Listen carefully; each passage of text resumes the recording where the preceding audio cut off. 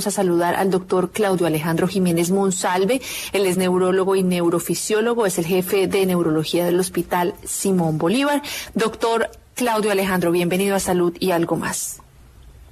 Hola, muy buenas tardes, Carolina y Camila. Para mí es siempre un gusto compartir con ustedes este espacio.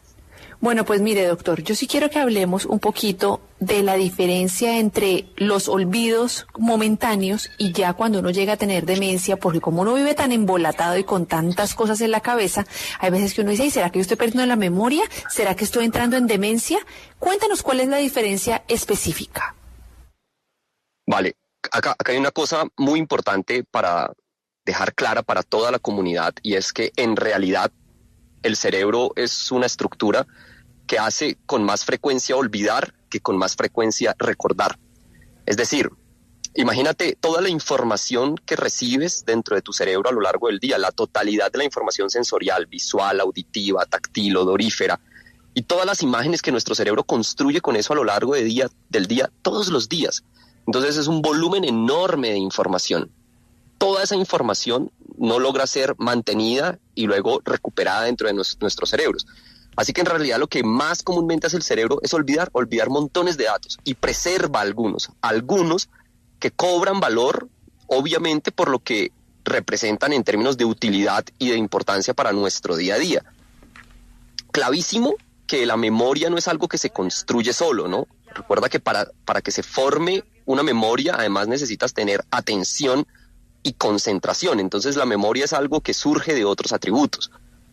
Así que olvidar es algo que nos pasa a todos en la cotidianidad. Muchísimas cosas las olvidamos. Eso es frecuente. Eso no es un problema. El problema es cuando las personas empezamos a olvidar algunos asuntos, alguna información, y eso complica el desarrollo normal de nuestra vida. Creo que a todos nos ha pasado que estamos buscando el teléfono y lo tenemos en la mano. O cuando estamos trabajando en oficina, estamos buscando el lápiz, el borrador, y está en nuestra mano, ¿sí? Eso es normal, pero es tal vez producto de nuestra atención distraída, de nuestra concentración que no está dispuesta en un momento determinado para esto. Sí. Así que olvidar es usual. El problema es cuando olvidamos con tal frecuencia que nuestras actividades de la vida diaria se ven complicadas por eso. Por ejemplo, sales a la calle y te pierdes. Por ejemplo, empiezas a dejar la comida en la cocina cocinándose y se te olvida, y de pronto un día se prende el fuego en la casa. ¿Ves? Sí, doctor, eso le quería preguntar. ¿Cuándo realmente debemos preocuparnos? ¿Qué signos de alerta hay? ¿Qué podemos ver? Porque lo que usted decía, normalmente uno no se acuerda que almorzó ayer. Y eso pues puede pasar porque no fue de pronto lo que usted decía, un momento que nos marcó. Pero ¿cuándo realmente tenemos que preocuparnos? ¿Cuándo de pronto podemos ver si algún familiar está con síntomas de demencia? ¿Cómo darnos cuenta? Bueno, aquí hay algo bien importante también, que es, lo primero que tenemos que saber es que demencia es un disturbio de la cognición. Y entonces lo que nos debemos preguntar es, ¿qué es cognición? Y cognición son esos atributos mentales que nos hacen ser los seres humanos que somos, esos aspectos de nuestra vida interna mental que nos hacen ser lo que somos. Entonces la memoria es uno de ellos. Otro es el lenguaje. Otro es nuestra capacidad de hacer cálculos sencillos, ¿sí? Sumar, restar, volúmenes sencillos de números.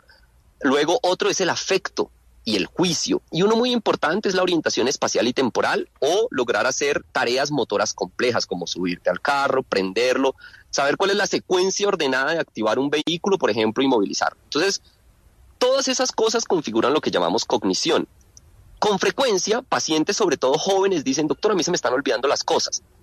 Y aquí hay una cosa muy importante, Carolina y Camila, una cosa muy importante, y es ¿qué cosas afectan la cognición? Recuerda que yo les decía que la memoria se ve clásicamente afectada por la atención y la concentración.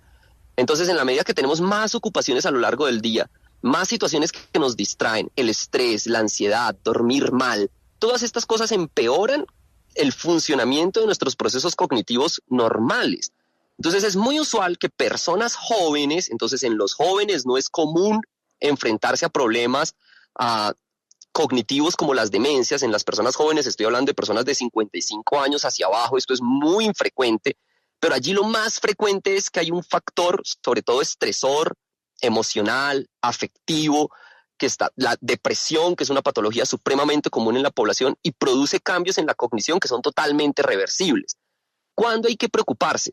Como te decía, hay que preocuparse cuando, por ejemplo, una persona muy poco comúnmente joven, pero más comúnmente una persona mayor de 55 o 60 años, empieza a tener dificultad para encontrar palabras. Entonces le cambia el nombre a las cosas todo el tiempo. O las actividades que tenía que hacer en la mañana, que son parte de su rutina, de su día a día, se le empiezan a olvidar. O empiezan a repetir cosas, las mismas historias todas las veces.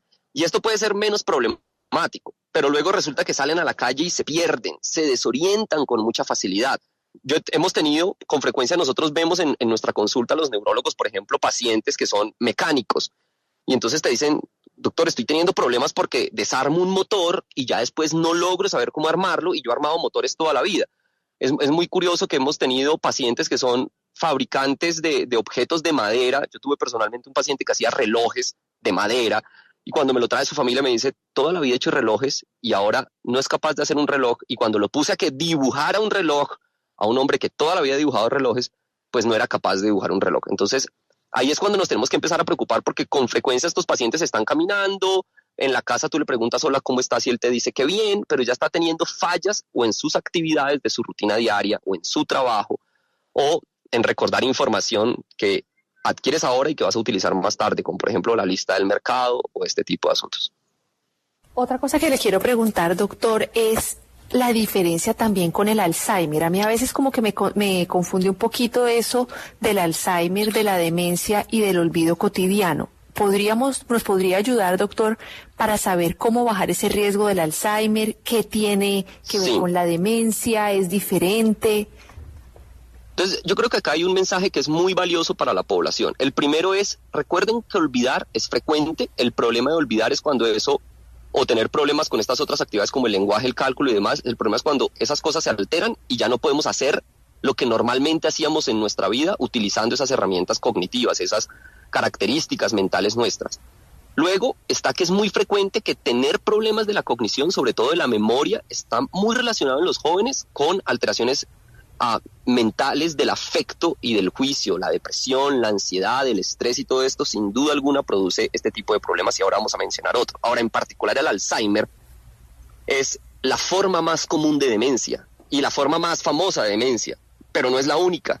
Entonces, cuando decimos demencia, estamos hablando de un paquete en el que caben muchas cosas, ¿sí?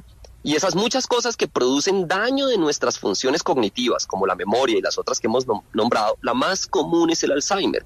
El Alzheimer no necesariamente está relacionado a historia familiar positiva de Alzheimer. Puede surgir como una condición espontánea en la población.